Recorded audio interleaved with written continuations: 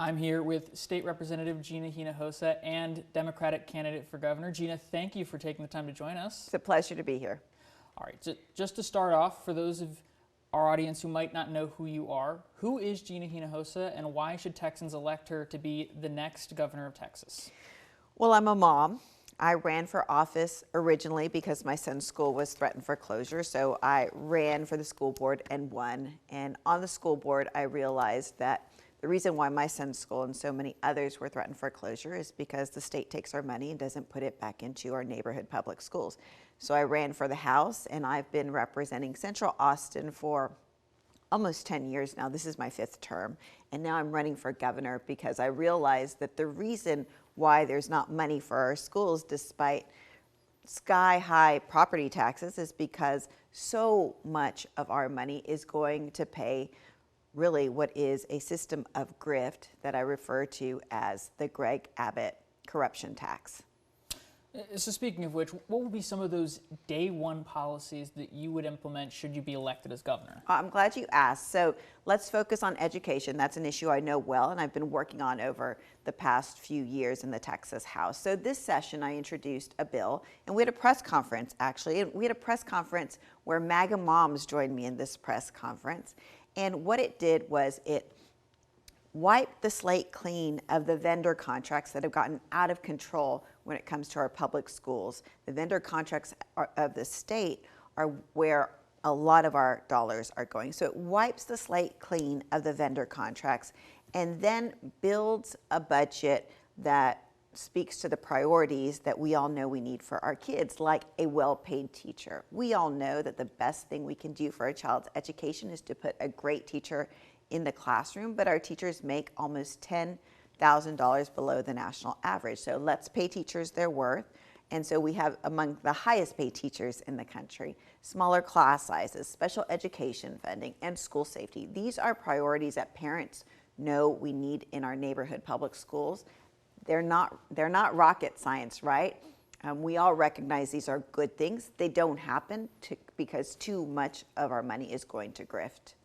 You know, speaking of education and your time in the state legislature, you were one of the spearheads on fighting back against maybe the issue of the decade in the Texas legislature, the proposal to use public tax dollars to help families pay for private education. That's now going to be rolled out in February as these Texas education freedom accounts.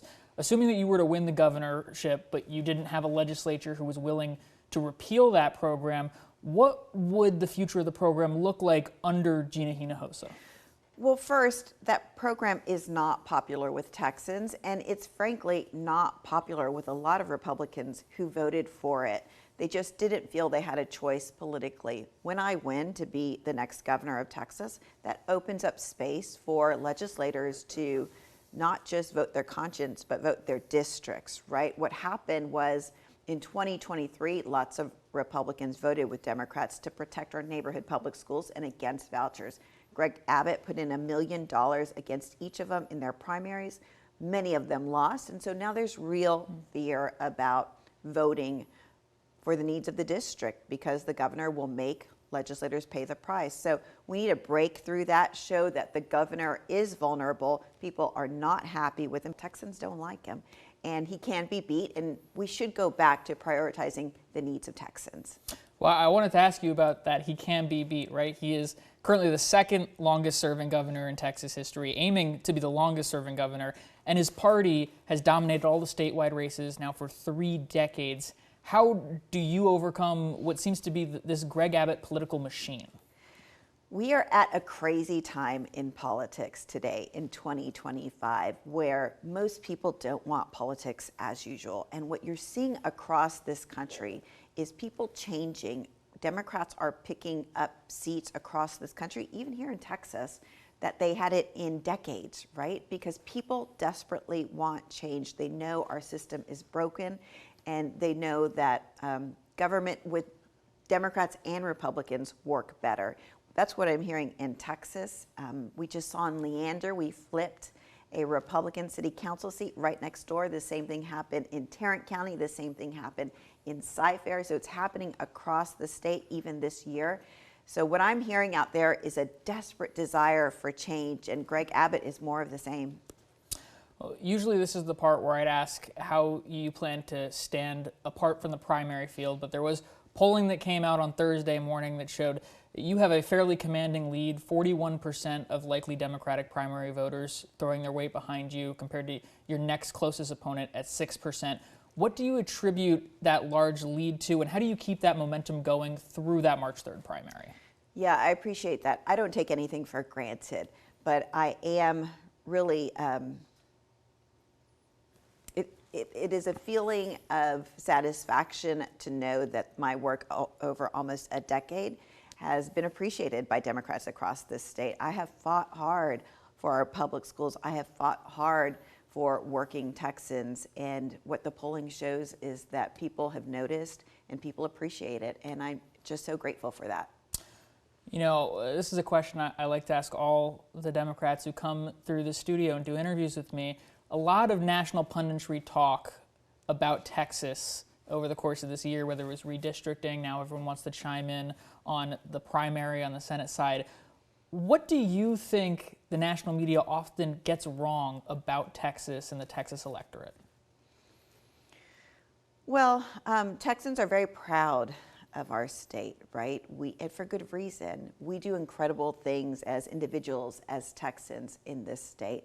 And we want a government that reflects that pride and that will lift up Texans. And that's the kind of campaign we're running. We appreciate how hard Texans work, and I believe Texans deserve a government that works just as hard for them. And then the last question here, want to peel back a little bit of that layer of the politician and get to the person.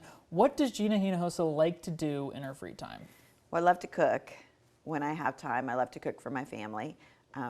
There's something very satisfying about making healthy food and seeing your kids and your family eat it. So I love to do that.